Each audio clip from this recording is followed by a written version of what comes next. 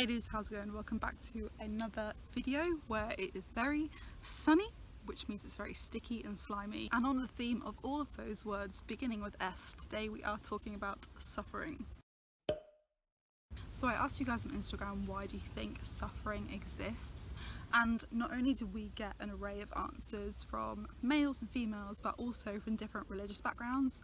So from what I know of you guys who answered, some of you are Muslims, some Christians, some atheists. So we've got some really interesting answers. One person said suffering exists because all the world can't be good. Said suffering exists because all the world can't be good. Someone said, I think it's so that you are grateful for the good times and to make you a stronger individual. To remind us of our blessings. This reminded me of Romans 3 verse 23, so I'll just read that for you. For all have sinned and fall short of the glory of God. And that we will actually touch on later. Someone also said, I hate seeing people suffer. I wish I could take their pain away.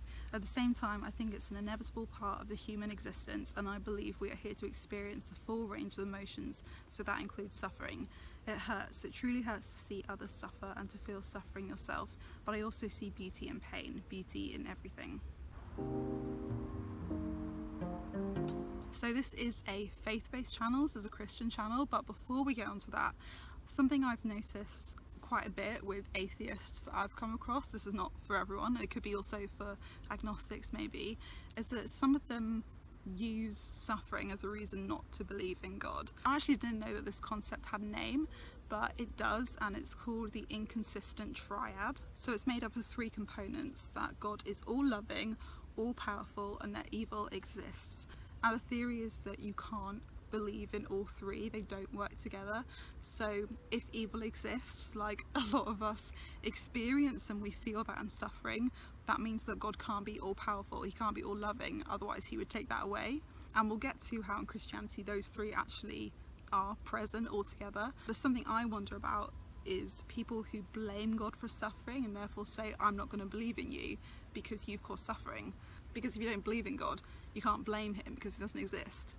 So either suffering exists and God allows it and causes it sometimes because he's a bad God, or suffering exists but it's nothing to do with God because God doesn't exist, or suffering and God exist together. And that's what we're going to look into, because that is what Christianity says. So I'm going to talk about this in three chronological stages: in the past, the present, and the future.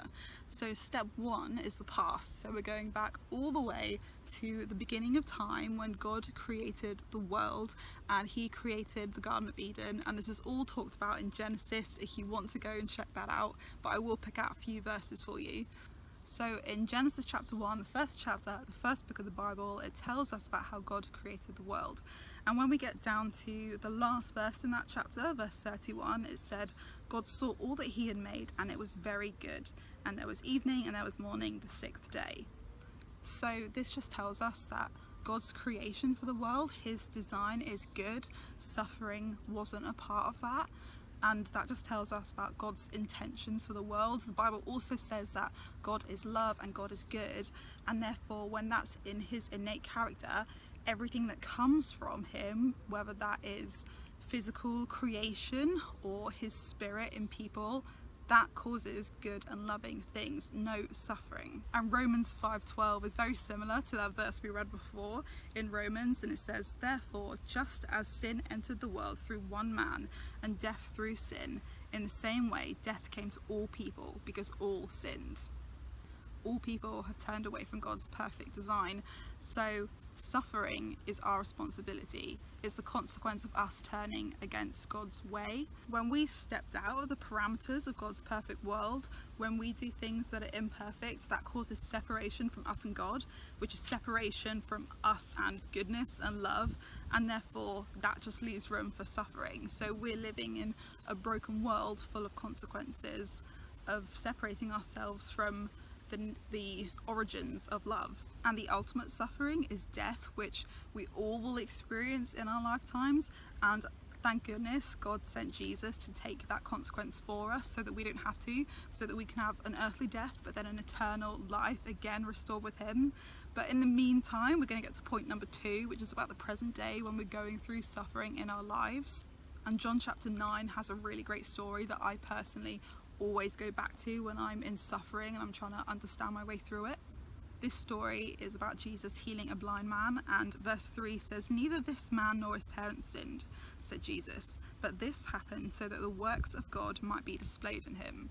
So when we go through suffering, we can draw on God, and God can use that suffering, not cause it, but allow it and use it as a way to show his faithfulness to us and his goodness in helping us through that situation. Suffering can be used for good. It can give us an opportunity to support other people who are going through suffering. It can make us stronger as individuals.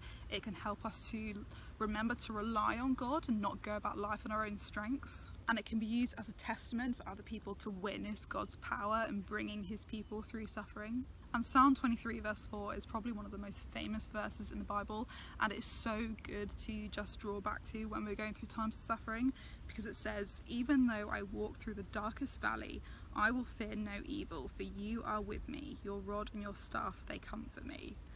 And is that not just the most empathetic Bible verse? Even though we go through the darkest times in life, God is with us and he has empathy. And we don't need to fear going through suffering because we have God, and because God is stronger than fear and he's stronger than suffering. So point number 3, chronologically going to look to the future now, and so we're going to jump to Revelation, which is the last book in the Bible. And this book talks a lot about heaven, and one of the verses in chapter 21 verse 4 says, "He will wipe every tear from their eyes. There will be no more death or mourning or crying or pain, for the old order of things has passed away." So heaven is a new life with God when this world, this broken world, has gone and there is something new, and God's design is back again. God's design of goodness and love. The consequence is done and we can just get back to it, being in direct relationship with God, with goodness, with love. And it's amazing. No tears, no more crying, no more death, no more mourning. It's not just like someone handing you a tissue, someone actually wiping every tear from your eye. It's so caring, it's so personal and nurturing, and that's just God's character. Goodness, nothing bad whatsoever. So although the inconsistent triad does actually make sense within Christianity, it's not part of God's design. It's not what he wanted for us or that he wants now. It's just that we're in this place with it right now, where in our lives we get to choose where we stand with God and where we stand with suffering. Are we going to just live in suffering and try to get through it with ourselves and with our own coping mechanisms, or are we going to put our faith and trust in God that he will get us through it now, and we can have hope that one day things will go back to his original design where there is no suffering? So final thoughts. In my own personal suffering in life, for which I've had 2 very significant things for me happen, and I'm not going to share what they are because suffering is so subjective to the individual, but in those 2 greatest times, which have been relatively recent, I have been able to draw on the fact that I know God is compassionate, even in suffering that God has allowed me to go to for whatever reason. I know I can draw on him for compassion. And in another time when it just felt like I was staring into the absolute abyss of darkness, like I was taking steps along a path, but it was so dark that I had no idea if my next step was going to land or if I was just going to completely fall. And that was quite terrifying, to be honest. I knew that even though it felt like I lost everything, I still had God, and I would always have God. And that even though that was scary to put my trust in that, not in things that I can always see, I knew it would be okay, because I knew that God only had good intentions, and that if he was allowing me to go through that, that was fine, because his judgment is better than my own, his knowledge is greater than my own. So, okay, I will ride this wave with you, God, and I know we'll come out the other side. And it's because of all my past experiences where I've put my faith in God that I've built up a sense of affirmation and confirmation that God is always with me through those times, so that when I come to even greater suffering, I can draw on that experience from the past and be much better equipped to deal with the suffering that's ahead. So if you're going through suffering, I really encourage you to turn to God, because from my own personal experience with him, he has never ever let me down, and I don't believe that he ever will, because I know his character from my own personal experience and relationship with him, my own investment in him from reading the Bible and having those living words really speak to me, I would totally testify that that will get you through things, and I will never regret going through suffering with my faith in God. So I hope that's been helpful to you. I know that suffering is a heavy topic. Thanks for watching along, and I hope you've found some little nuggets of wisdom or something helpful here that you can apply for your own life in your own suffering or suffering from people that you know. And I will see you in another video very soon. Bye.